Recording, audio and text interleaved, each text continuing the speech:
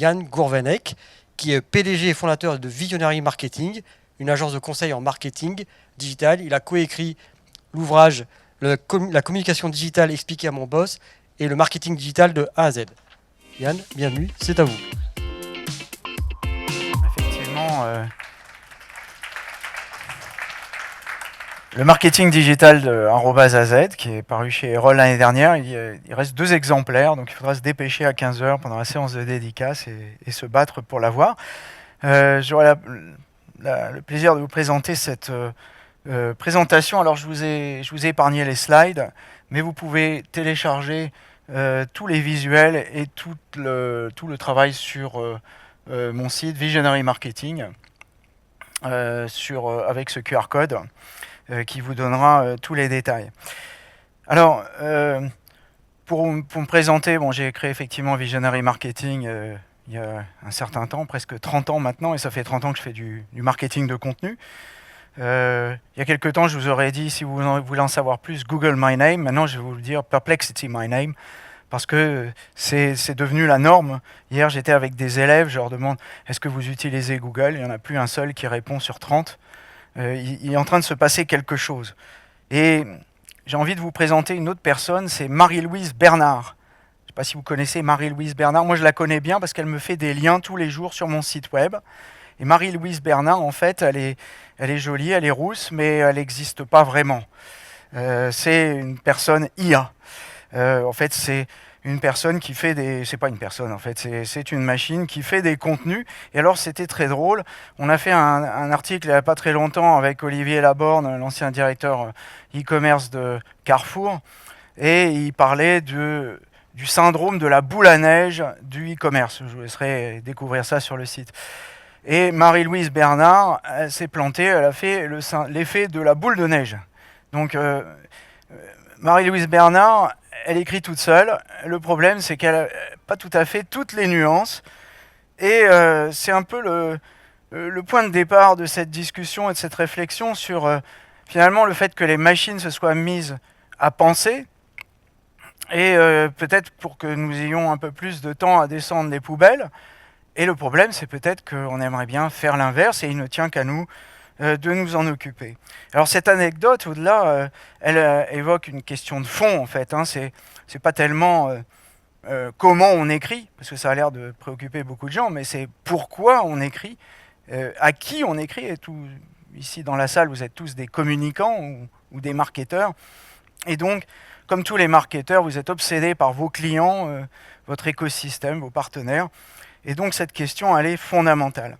Mais ce qu'on trouve sur les contenus, aussi bien sur les médias sociaux, mais aussi dans la presse, sont des arguments techniques.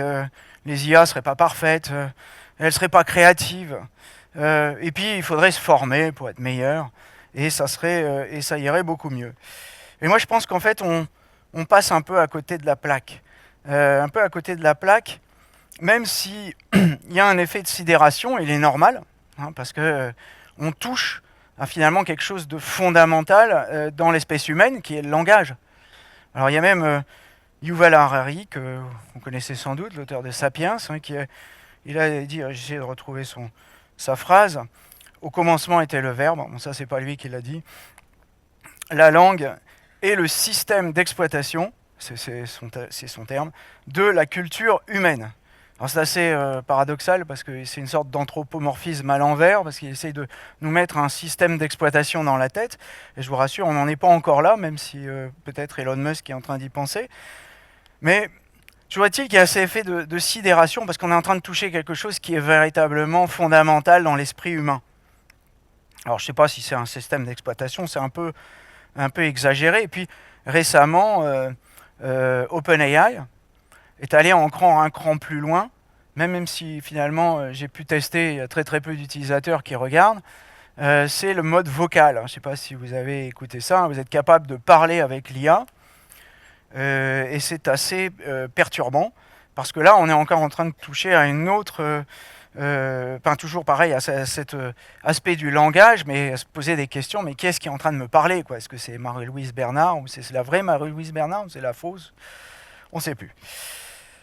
Il faut dire c'est un fan de Her, de Spike Jonze, donc il a vraiment envie de nous faire vivre dans le film. Le problème, c'est que la fin du film n'est pas terrible, donc j'espère que ça va mieux se passer pour nous. Donc derrière, il y a un vrai problème philosophique. Alors philosophique, c'est un mot peut-être un peu fort, mais enfin, qui touche aussi à l'essence même de notre travail, et puis peut-être même d'ailleurs au-delà des sociétés humaines. Qu'est-ce qu'on est en train d'y faire? Pourquoi on est là? À quoi on sert? Finalement, s'il suffit d'appeler Marie-Louise Bernard pour aller faire des contenus sur les boules à neige, tout va bien. Mais quelles que soient leurs lacunes et les imperfections, ces IA, en fait, elles ne sont pas complètement à jeter. Enfin, pas forcément pour les mêmes raisons.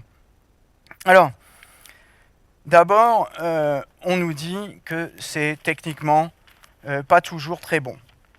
Mais en fait, déjà, les hallucinations sont en voie de réduction importante. Et puis, il n'y a pas, pour quelqu'un qui fait de l'innovation et de l'informatique depuis longtemps, il n'y a pas besoin d'imaginer très longtemps la capacité de mélanger, d'hybrider des systèmes d'information plus classiques avec des systèmes de modèles de langage. Alors déjà, vous avez des gens qui vous disent, comme Luc Julia par exemple, j'ai lu une interview assez surprenante l'autre jour, les IA génératives vont disparaître. Bon, non, je ne pense pas que les IA génératives vont disparaître, elles vont certainement se transformer, elles vont évoluer, la bulle va certainement claquer un petit peu, mais ça rebondira et ça va se poursuivre. Et ensuite, il y en a d'autres qui vous disent aussi, c'est le même d'ailleurs. Si vous testez avec ChatGPT, demandez-lui si la Terre est plate et il va vous répondre, il va vous démontrer que la Terre est plate. Alors ça, c'était vrai dans la version 1, mais aujourd'hui, ça n'est plus vrai. Il y a des contrôles qui se mettent en place et ces systèmes évoluent énormément. Alors pas suffisamment pour corriger Marie-Louise Bernard sur ses boules à neige, mais ça évolue. Et puis alors, en fait, il y a beaucoup plus perturbant que ça, en fait. C'est que, ok, les IA peut-être écrivent pas très bien, Marie-Louise Bernard, elle se trompe un peu, et son style est pas terrible, et puis finalement, quand on lit, c'est un peu creux. Ben oui, mais en fait, quand on lit les humains, c'est pas terrible non plus. Et c'est ça qui est véritablement perturbant. C'est oui, ok, les machines sont pas très bonnes, mais les humains, c'est pire, et c'est la majorité en tout cas. Lubna Ben Halal qui nous dit ça, c'est une chercheuse chez Hugging Face, parce qu'elle est spécialisée dans les entraînements de données sur les LLM. Alors je ne sais pas si vous savez comment ça fonctionne. En fait, il y a un crawl qui s'appelle Common Crawl, qui est en fait un crawl de l'Internet complet, qui racle tout l'Internet. C'est pas ce qu'on croit, c'est pas OpenAI qui va... Enfin, ils ont leur truc en plus, ils ont leur spider en plus, mais il y a déjà un common crawl qui existe de tout l'Internet avec des trillions de données. Et à l'intérieur de ça, pour simplifier, je vous invite à aller voir son interview sur Underscore, la chaîne Underscore, c'est très intéressant. Et elle vous explique comment on entraîne véritablement ces IA en filtrant les contenus. Et donc c'est beaucoup plus subtil que ce qu'on croit. Comment dire, l'évacuation rapide, les IA génératives font des erreurs, ils hallucinent, c'est un petit peu trop facile. Et alors là, c'est là que ça devient vraiment perturbant, c'est ce qu'elle vous dit, c'est que finalement, ils préfèrent, pour entraîner les IA génératives, des contenus synthétiques de qualité à des contenus humains de mauvaise qualité. Et comme j'ai dit, et on en a été, abreuvé ces dernières décennies par nos amis les experts du SEO, des contenus écrits pour Google, sans véritable fond, uniquement pour essayer de passer devant les autres. Alors, cette réponse, elle peut choquer, mais enfin, c'est ça. Et puis, la deuxième chose aussi, c'est les IA sont-elles vraiment créatives? On dit mais non, c'est juste des outils statistiques qui sont prédictifs, c'est pas créatif. Ben, oui, mais en fait, ça c'est une question qui a déjà été traitée par Alan Turing, je me trompe pas, c'est Computer Machinery and Intelligence. Alors, il parle de machine d'ailleurs, au passage, c'est intéressant. C'est un texte qui est très très très ardu, je vous préviens. 1950, où déjà il analyse toutes les objections qu'on pourrait faire aux au fait qu'une machine soit créative, et il les démonte toutes une par une. Et finalement, quand on connaît un peu la créativité et comment ça marche, ben, combiner, décombiner, recombiner, ben, c'est un peu ce que fait une machine. Non? Et pour quiconque a déjà utilisé ces outils pour faire des brainstorming, je peux vous dire que pour en avoir fait beaucoup avec des humains, c'est souvent plutôt pas mauvais en fait, si vous l'utilisez bien. Si vous l'utilisez bien. Bon, et puis on pourrait aussi citer Jonathan Gibbs dans Randall, un livre que je vous conseille sur l'art avec les Young British Artists. Et il dit en gros, un artiste a à peu près 4 idées dans sa vie et il sera retenu pour ça. Bah, encore, c'est peut-être même déjà beaucoup pour certains. Soulage a fait des tableaux noirs toute sa vie. Monet, pas mal recopié les nénuphars. À la fin, il voyait même plus clair, il arrivait encore à les faire. Bon, c'est pas pour critiquer, mais il y a beaucoup de répétitions aussi parce que c'est ce que demande le public. On pourrait continuer avec les abstract expressionnistes, Rothko, Philip Glass, Nils Fram, etc. Donc cette question n'est pas triviale sur la créativité. On ne peut pas évacuer non plus ces IA génératives aussi facilement. Alors il y a un autre point, c'est oui, mais ces IA génératives elles nous rendent idiots. Hein. Vous vous souvenez de l'article de Nicholas Carr du MIT il y a, mon Dieu, 10-15 ans. Et son article, c'était « Is Google making us stupid ?» Est-ce que Google nous rend idiots La réponse n'est pas vraiment d'ailleurs complètement que ça nous rendait idiots, c'est surtout que ça nous rendait fainéants.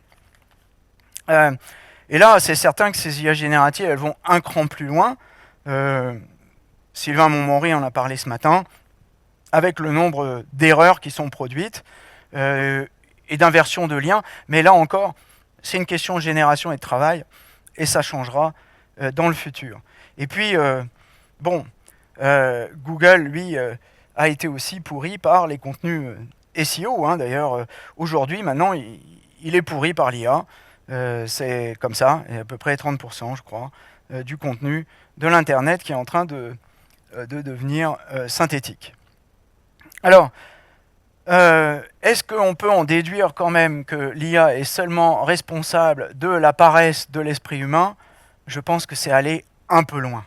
Et si vous voulez vous en rendre compte, je vous invite à lire et à voir plutôt la chaîne de l'esprit critique de Alexis Bellas, et vous verrez qu'on n'y parle pas beaucoup d'intelligence artificielle, mais beaucoup de bêtises humaines. Malheureusement, elle est assez répandue. Bon, alors on va pas évacuer l'IA aussi facilement que ça avec cette chose-là. Alors on va peut-être l'évacuer en disant, bah oui, mais il faut se former, il faut être les champions du prompting, et vous allez voir, vous étiez médiocre, vous allez devenir géniaux. Et là, j'ai mes doutes.